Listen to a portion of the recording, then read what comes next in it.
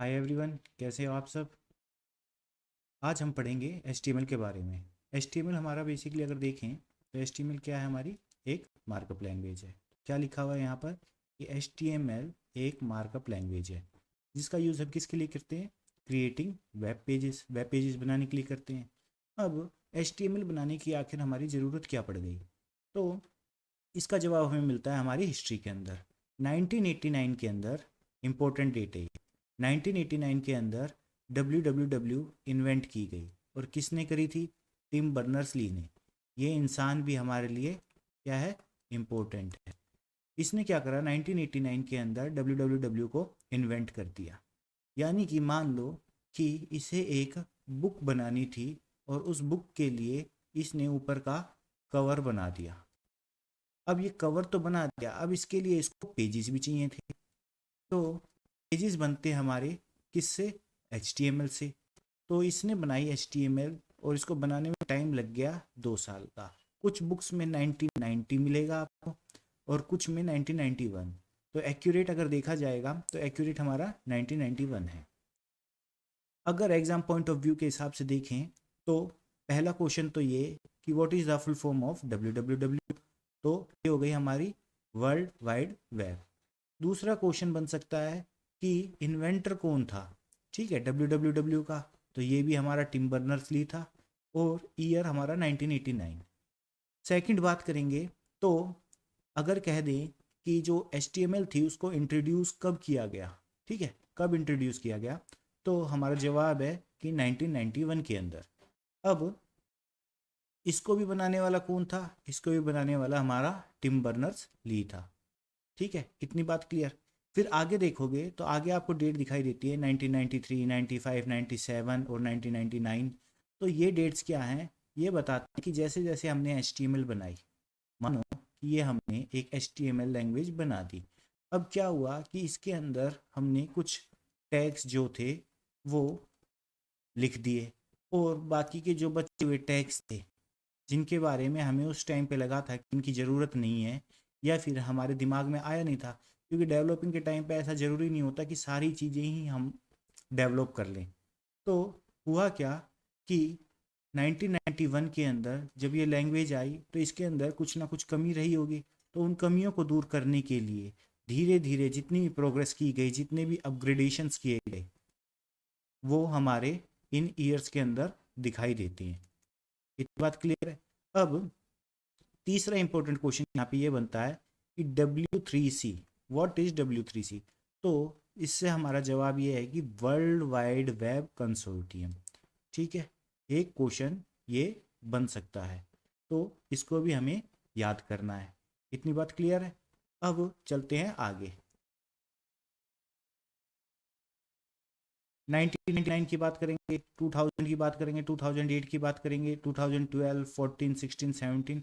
तो इन सब के अंदर क्या हुआ, अपग्रेडेशन आते गए, नए नए। जिस तरह हमारे विंडोज़ के सर्विस पैक होते हैं, तो कुछ इसी तरीके से HTML के अंदर अपग्रेडेशंस किए गए। तो ये अपग्रेडेशन लास्ट 2017 का देखा गया, तो लास्ट हमारा HTML 5.0 जाके रुका है। इतनी बात क्लियर है। अब HTML के बारे में बात करेंगे तो HTML हमारी क्या है, HTML हमारी हाइपर टेक्स्ट मार्कअप लैंग्वेज है। ठीक है, ये एक स्टैंडर्ड मार्कअप लैंग्वेज है जिसका यूज़ हम क्या करते हैं, वेब पेजेस को बनाने के लिए करते हैं। ये HTML हमारा क्या करती है, स्ट्रक्चर ऑफ वेब पेज को बताती है, और इसके अंदर एलिमेंट्स होते हैं, series of elements. Series of elements का मतलब कि इसके अंदर बहुत सारे एलिमेंट्स होते हैं। जैसे कि अगर हम एलिमेंट्स की बात करेंगे तो ये एलिमेंट्स कौन कौन से हो सकते हैं, माने अगर, तो यहाँ पर अगर मैं कहूँ H1, ठीक है, H2, H3, H4, H5, H6, ये तो इतने हो गए। फिर उसके बाद पैराग्राफ के लिए P हो गया, ब्रेक लाइन के लिए BR हो गया, हॉरिजॉन्टल लाइन के लिए HR हो गया, ठीक है, एंकर टैग हो गया हमारा, और इमेज टैग हो गया। तो ये जितने भी हमारे टैग्स होते हैं उनको हम क्या कहते हैं, एलिमेंट्स कहते हैं। तो इसके अंदर नंबर ऑफ एलिमेंट्स हैं, यानी कि ये एक सीरीज ऑफ एलिमेंट्स से हमारी HTML बनी हुई है। अब HTML का काम क्या है, HTML के जो एलिमेंट्स होते हैं, जो एलिमेंट्स होते हैं वो ब्राउज़र जो होता है, जो हमारा इंटरनेट एक्सप्लोरर जब हम खोलते हैं या फिर हम क्रोम को खोलते हैं, तो उस टाइम पे जो ब्राउज़र हमारा जिस भी पेज को डिस्प्ले करता है, तो उस पेज को कैसे डिस्प्ले करना है, इस चीज़ के बारे में हमारा क्या काम करती है, HTML। अब मानो कि हमारा पेज जो है हमने HTML के अंदर लिखा है, ठीक है, और उस HTML पेज के अंदर हमने क्या कहा कि ना मेरे को हेडिंग देनी थी, हेडिंग देनी थी। तो हेडिंग का मतलब क्या हो गया कि ये बोल्ड दिखाई देती है, हमें बोल्ड दिखाई देती है। अब इसको हमने यहाँ पे कर दिया बंद, और उसके बाद हमने लिखना शुरू करा कि HTML is a markup language, कुछ ऐसा लिखा। इतनी बात क्लियर? तो जो ये बोल्ड लिखा हुआ है बीच में, ये हमारा डार्क और बोल्ड दिखाई देगा, और उसके नीचे हमारा HTML मार्कअप लैंग्वेज लिखा दिखाई देगा। तो HTML एलिमेंट्स का काम क्या होता है कि जो ब्राउज़र होता है उसके ऊपर जो हमारा कंटेंट जो हम लिख रहे हैं उसको किस तरीके से डिस्प्ले करना है। इस तरीके से इन सेंस कि अगर हम चाहते हैं कि कोई कंटेंट हमारा लेफ्ट में शिफ्ट हो जाए, राइट में, ऊपर नीचे, हमारी इमेज है कितनी बड़ी दिखाई देनी चाहिए, तो ये सारी चीज़ों का काम हमारा कौन देखता है, HTML देखता है। इतनी बात क्लियर है? अब चलते हैं आगे, सिंटैक्स देखते हैं इसका।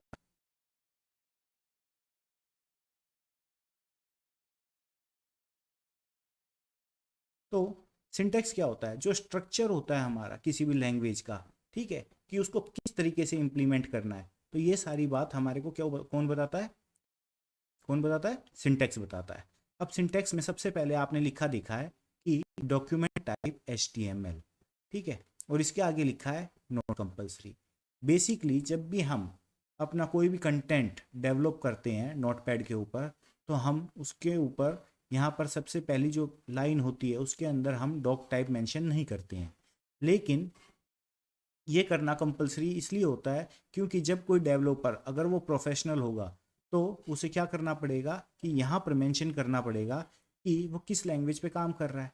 तो ये डॉक टाइप क्या बताता है कि जो लैंग्वेज हम यूज़ कर रहे हैं, ठीक है, इस कंटेंट को फ्रेम करने के लिए, बनाने के लिए, तो वो डॉक्यूमेंट टाइप कौन सी लैंग्वेज के अंदर है, किस लैंग्वेज का है।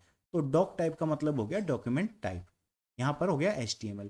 अगर आप दूसरी लैंग्वेज कोई लिखना चाहोगे तो वहाँ पर आप लिख दोगे C, अगर C का यूज़ कर रहे हो तो। अगर C++ का यूज़ करोगे तो आप C++ कर दोगे। अगर आप यहाँ पर जावा का यूज़ कर दोगे तो वहाँ पर जावा हो जाएगी। इतनी बात क्लियर? फिर आते हैं हम HTML के ऊपर। ये हमारे होते हैं रूट एलिमेंट। सबसे बड़ा एलिमेंट कौन है यहाँ पर, HTML। बिना HTML के हम HTML के अंदर हमारी जो कंटेंट है उसको नहीं लिख सकते, कंपलसरी होता है। अब HTML यहाँ पर क्या करा है हमने, HTML की अगर बात करें तो यहाँ पर HTML को हमने ओपन किया है, ठीक है, क्योंकि इसके अंदर हमें कोई भी स्लैश दिखाई नहीं दे रहा। ऐसे ही जब HTML का काम खत्म हो जाएगा तो उसको क्लोज करने के लिए उसी के जैसा एक HTML टैग चाहिए, ठीक है। लेकिन उस टैग के अंदर जो ये आगे मैंने लिखा है ये क्या है, स्लैश।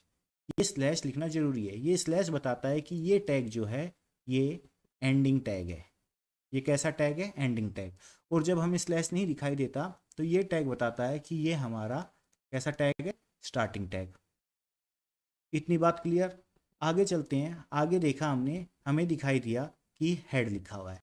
हेड का यूज़ करते हैं हम मेटा डाटा के लिए। मेटा डाटा क्या होता है, डाटा अबाउट डाटा, ठीक है।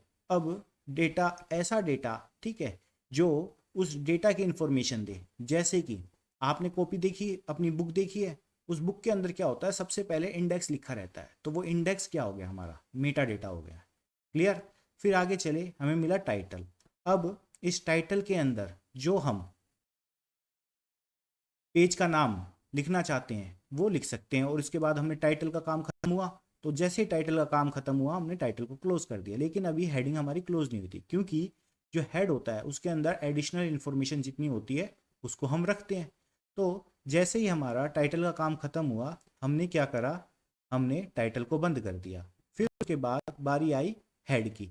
अब बात एक और समझने वाली है कि एक क्वेश्चन ये आ सकता है कि जो टाइटल एलिमेंट है वो क्या करता है कि स्पेसिफाई करता है टाइटल को, ठीक है, कि उसको कहाँ पर दिखाना है। तो ये क्या करता है कि जो HTML पेज होता है उसके टाइटल बार के अंदर दिखाई देता है, ठीक है, टाइटल बार के अंदर या फिर पेज के टैब के अंदर। इतनी बात क्लियर है। ये हमारे को URL के अंदर नहीं दिखाई देगा, ये हमें टाइटल बार के अंदर दिखाई देता है। एक क्वेश्चन ये भी हो सकता है। अब हमारा टाइटल का काम खत्म हो गया था, अब हमारे को इसके अंदर कोई और एडिशनल इन्फॉर्मेशन देनी नहीं थी, तो हमने क्या करा है, हेड को बंद कर दिया है। फिर आगे चले, आगे दिखाई दिया हमें बॉडी टैग। अब जो ये बॉडी टैग है ये सबसे इम्पोर्टेंट है, ठीक है, ये सबसे इम्पोर्टेंट है क्योंकि जितना भी काम होगा हमारा इस बॉडी टैग के अंदर ही होता है। अब जितना भी कंटेंट हमें लिखना होगा, जितना भी हमें को डिस्प्ले पे दिखाना है, जो भी कंटेंट आपको जब भी आप कोई भी वेब पेज खोलते हो उसके उस टाइम पर आपको दिखाई देता है, तो वो कंटेंट हमारा कैसा होता है, वो कहाँ पर लिखा जाता है, वो हमारा सारा का सारा लिखा जाता है बॉडी के अंदर। इतनी बात क्लियर है। अब बॉडी के अंदर मैंने क्या किया कि यहाँ पर मैंने एक एलिमेंट लिया H1, ठीक है, उसके अंदर मैंने लिख दिया माई फर्स्ट हेडिंग। मैं अपने जो डिस्प्ले है, मेरी जो डिस्प्ले है, ठीक है, उसके ऊपर मैं केवल ये दिखाना चाहता हूँ अभी। फिर उसके बाद मैंने जैसे इसका काम खत्म हुआ, इसके बाद मुझे और कुछ नहीं दिखाना था। जब कुछ दिखाना ही नहीं है तो इस टैग का काम खत्म, तो इस टैग को मैंने बंद कर दिया। फिर मैंने क्या करा कि मैंने एक पैराग्राफ टैग लिया और उसके अंदर भी कुछ लिखा। जैसे ही मैंने इसके अंदर लिखा और मेरा काम खत्म हुआ, मैंने क्या कर दिया, इस टैग को बंद कर दिया। इतनी बात क्लियर है। अब जैसे काम खत्म हुआ, मेरे को बस जो डिस्प्ले थी उसके ऊपर केवल ये दो चीज़ें ही दिखानी थी, जैसे कि माई फर्स्ट हेडिंग और माई फर्स्ट पैराग्राफ। केवल इतना ही मैं चाहता था कि मेरी डिस्प्ले के ऊपर दिखाई दे। तो मैंने इतना काम कर दिया और उसके बाद अपने बॉडी टैग को भी बंद कर दिया कि मुझे इसके अलावा डिस्प्ले के ऊपर कुछ नहीं दिखाना। अगर मुझे कुछ भी और इसके अलावा दिखाना होगा तो इस बॉडी टैग के क्लोज होने से पहले ही मुझे उसको लिखना पड़ेगा। क्लियर है। फिर उसके बाद जैसे ही बॉडी का काम खत्म हुआ, बॉडी को क्लोज कर दिया और HTML को क्लोज कर दिया। बात क्लियर। अब हुआ क्या कि मैंने बंद तो कर दिया इसको, लेकिन इसकी मैंने एक फाइल भी सेव की होगी। जैसे ही मैंने उस फाइल को खोला होगा तो जो मेरा एक डिस्प्ले पेज बना होगा, ब्राउज़र ने जो मुझे ओपन करके दिया होगा, उस पेज के ऊपर कुछ इस तरीके से, ये हमारा पेज हो गया, तो उस पे कुछ इस तरीके से मेरा जो कंटेंट था वो दिखाई दिया। क्लियर। अब चलते हैं कमेंट के ऊपर कि आखिर कमेंट हमारा होता क्या है। HTML comments are not displayed in the browser, ठीक है। सबसे पहली बात कि जो HTML के कमेंट्स होते हैं, ठीक है, कमेंट्स हमारे अगर देखे जाएं तो कमेंट्स क्या हो गए, टिप्पणी हो गई। तो जो कमेंट्स होते हैं वो हमारे ब्राउज़र के ऊपर डिस्प्ले नहीं करते, लेकिन ये डॉक्यूमेंट जो होता है हमारा, उस डॉक्यूमेंट में हेल्प करते हैं, ठीक है। जो HTML का सोर्स कोड होता है हमारा, सोर्स कोड कैसे होता है, जिसके अंदर सारी इन्फॉर्मेशन होती है आपकी, जो भी आप लिखते हो। जैसे कि आपने नोट पैड के ऊपर लिख दिया HTML और फिर उसके बाद आपने हेड लिख दिया, बॉडी, जैसे ही बॉडी ओपन करी उस बॉडी के अंदर कंटेंट, उसके अंदर जितने भी टैग लगाए, वो सारी चीज़ आपको जो दिखाई देती है वो आपको दिखाई देती है किसके अंदर, सोर्स कोड के अंदर। तो अब सोर्स कोड के अंदर आपने मानो कि कोई एक ऐसा टैग यूज़ किया है जिसके बारे में आपको इन्फॉर्मेशन नहीं है, लेकिन आपने गूगल किया और गूगल करने के बाद उस टैग को आपने वहाँ पे इम्प्लीमेंट कर दिया। अब अगर हम स्टूडेंट के अकॉर्डिंग देखेंगे तो स्टूडेंट क्या करता है, हद मार के 50 लाइन का, 100 लाइन का, 200 लाइन का, 300 लाइन का कोड लिख सकता है। लेकिन जो डेवलपर होता है तो उसका काम तो इतना नहीं है, वो तो लिखता है जब उसकी तो हज़ारों लाइनें होती हैं। तो अब वो ये थोड़ी ना याद रखेगा कि मैंने इस टैग को कहाँ यूज़ किया था, तो उस टैग को किस चीज़ के लिए यूज़ किया था। तो जब उसे यही नहीं याद रहेगा, क्यों याद रहेगा भाई, खुद सोच के देखो ना। तुम अगर क्या करते हो, 1000 लाइन का कोड लिखते हो, ठीक है, और 20 दिन के बाद उसको ओपन करोगे तो आपको ये याद थोड़ी ना रहेगा कि मैंने ये वाला टैग यहाँ पे यूज़ किया था, या फिर मैंने किस चीज़ के लिए इस टैग को यूज़ किया था। तो ये किस चीज़ के लिए, जब हमें स्पेसिफाई करना होता है कि ये क्यों यूज़ किया था, और ये हमें अपने लिए, अपनी सहूलियत के लिए याद रखना हो कि हाँ इन फ्यूचर मुझे ये टैग दोबारा यूज़ करना पड़ सकता है, या इस टैग की मेरे को इन्फॉर्मेशन होनी चाहिए कि हाँ पर्टिकुलरली मैंने क्यों यूज़ किया था, इस वजह से हम कमेंट का यूज़ करते हैं। अब कमेंट को लिखने का तरीका देखो कि सबसे पहले हमने एंगुलर ब्रेसिस लिया, ठीक है, उसके बाद एक्सक्लेमेशन मार्क लिया और उसके अंदर हमने अपने ये, हाँ जो आप ये कह रहे हो ना कि ये माइनस के साइन ये लगाए। तो अब हुआ क्या कि ये ऐसे कुछ लिखा गया, ठीक है।